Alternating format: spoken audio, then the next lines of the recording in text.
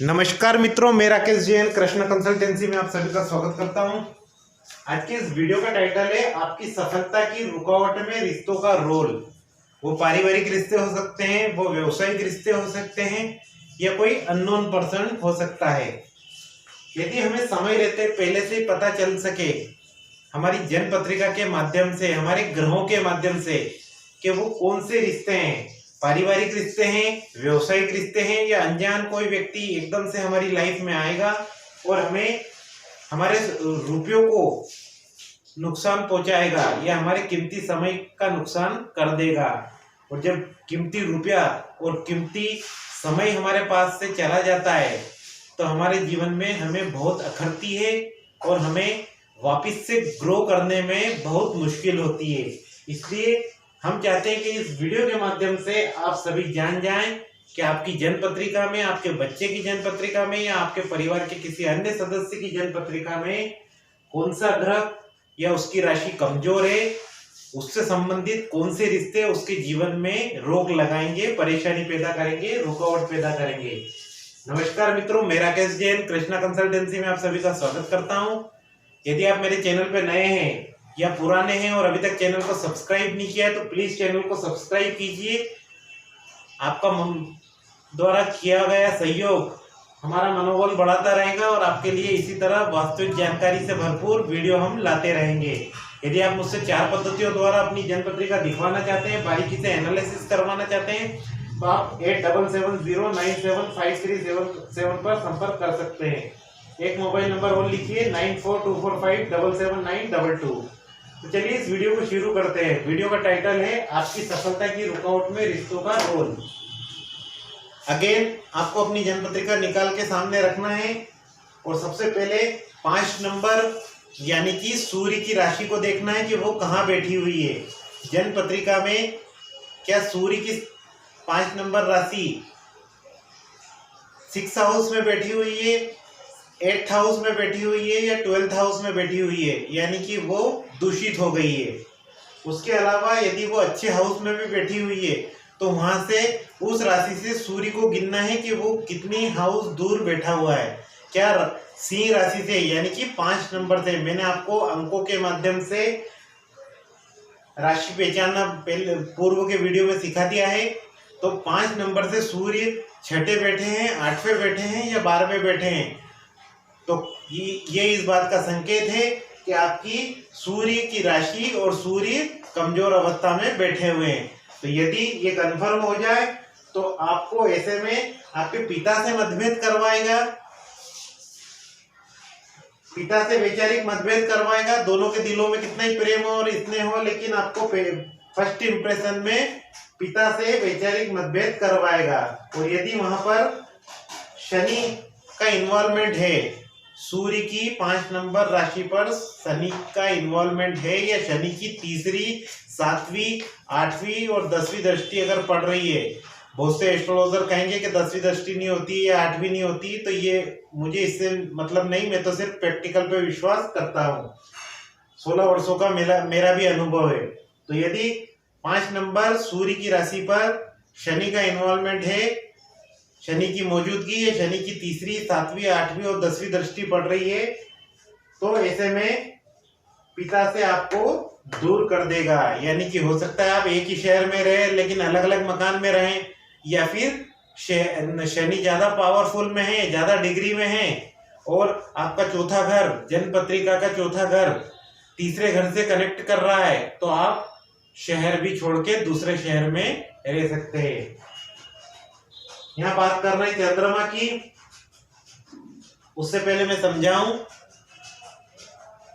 कि हर ग्रह अच्छे हैं और हर ग्रह बुरे। जिस व्यक्ति की जन्म पत्रिका में जो ग्रह अच्छा बैठ गया वह उसके लिए अच्छा फल लाके देता है।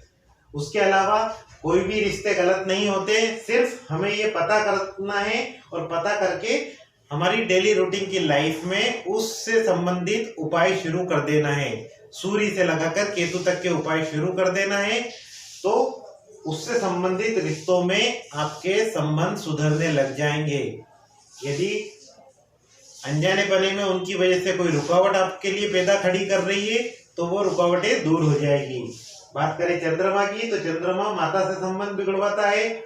उसके अलावा जन्मभूमि में आपको अच्छा नहीं लगता, जहाँ पे भी आपका जन्म हुआ है उस शहर में आपको अच्छा नहीं लगता, मन नहीं लगता, काम करने की इच्छा नहीं होती है। और वहीं अगेन शनि का इन्वॉल्वमेंट है, चौथे घर में शनि की मौजूदगी है। ये शनि दूसरे घर से तीसरी दृष्टि चौथे घर पे मार रहा है, या 10th हाउस में बैठा हुआ शनि सातवीं दृष्टि चौथे घर पे मार रहा है। तो ऐसे में आपको आपकी जन्मभूमि से दूर पहुंचा सकता है। बात करें बुध ग्रह की, यदि आपका बुध ग्रह और उसकी राशियां अच्छी नहीं बैठी हुई है आपकी जन्म पत्रिका में, तो आपकी प्रोग्रेस में, आपकी सफलता में, चाहे वो आपकी एजुकेशन से रिलेटेड हो, बिजनेस से रिलेटेड हो या जॉब से रिलेटेड हो, आपको बहनों का, बेटी का, मामा का, मासी का और बुआ का सहयोग नहीं मिल पाएगा। नतीजा आपका कम्युनिकेशन वीक रहेगा, और कम्युनिकेशन वीक रहेगा तो आपकी सफलता का दायरा छोटा रहेगा, और सफलता का दायरा छोटा रहेगा तो आपकी रुपयों की इनकम बहुत कम होगी। तो इसलिए यदि आप इस वीडियो के माध्यम से अपनी जन्म पत्रिका चेक करके और पता कर लें कि बुध और बुध की राशि कमजोर है, तो आप जल्द से जल्द बुध से रिलेटेड उपाय शुरू कर सकते हैं। जैसे हर बुधवार के दिन गाय माता को हरा पालक और हरा घास खिलाना शुरू कर दीजिए। उसके अलावा आप हरे मूंग पक्षियों को खिलाना शुरू कर दीजिए, और संभव हो सके तो ओम ब्राह्म ब्रीम ब्रोम स बुद्धाय नमः मंत्र की माला आपको फेरना चाहिए, जिससे आपकी जन्म पत्रिका में बुध ग्रह अपनी प्रतिकूलता दूर करे और आपको आपकी लाइफ में अदृश्य रूप से मिडिएटर का काम कर सके। और जब मिडिएटर के रूप में बुध ग्रह भूमिका निभाने लग जाएगा तो आपकी लाइफ के सारे काम चुटकियों में होने लग जाएंगे। मित्रों, वीडियो पसंद आता हो तो दिल से लाइक कीजिए, और वीडियो पसंद नहीं आए तो बिना डरे डिसलाइक कीजिए।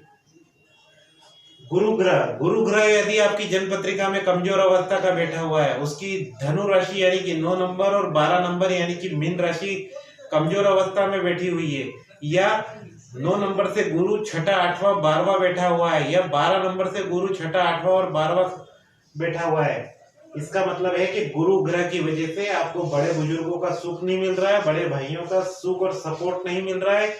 उसके अलावा शिक्षक से आपके आए दिन मतभेद बने रहते हैं, और या कोई उचित सलाह देने वाला आपको आपके जीवन में नहीं है। और यदि राजा के पास एक मंत्री ना हो, अच्छा सलाहकार ना हो, तो राजा को असफल होने से कोई नहीं बचा सकता। तो इसलिए हमारे मन में भी और हमारे पास एक अच्छे सलाहकार की आवश्यकता होती है। एक उदाहरण के लिए समझ लीजिए कि मान लो जब मैंने वीडियो की शुरुआत करी आज से 4 साल पहले, और यदि मैं ही आपको गलत सलाह देता तो आप एक वीडियो के बाद दूसरा वीडियो देखना पसंद नहीं करते।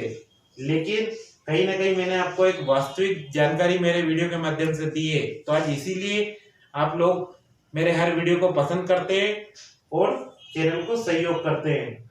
बात करें शुक्र ग्रह की, तो यदि आपकी जन्म पत्रिका में 7 नंबर यानी कि तुला राशि और 2 नंबर यानी कि वृषभ राशि, दोनों शुक्र की राशि, शनि की वजह से, मंगल की वजह से, केतु की वजह से इनकी दृष्टियों में है, 5वीं 7वीं 9वीं 12वीं।